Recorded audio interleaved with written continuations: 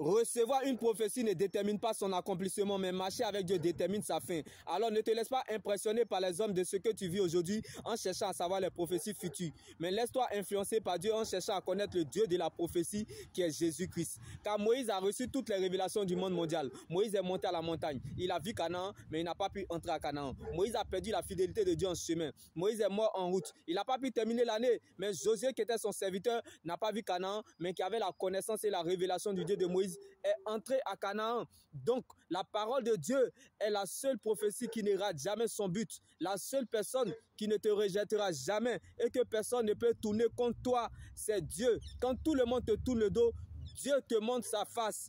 Donc, ne cherche pas à savoir comment Dieu va faire, mais cherche plutôt à savoir que Dieu va le faire.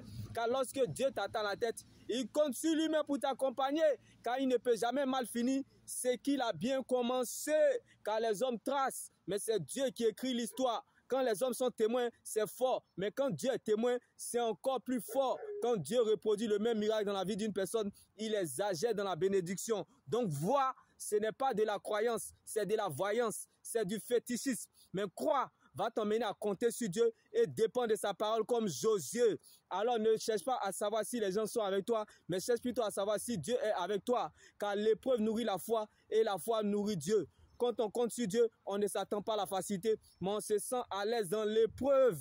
Car le Dieu que nous servons n'a jamais perdu un combat là où son nom a été mis en cause. Donc ce n'est plus ton combat, car Christ a été ressuscité pour toi. Il y a encore de l'espoir tant que Jésus vit pour toi. Il ne commence jamais quelque chose sans l'achever, car il est celui qui voit la fin avant le commencement. Jésus-Christ est la finalisation de ce qu'il commence.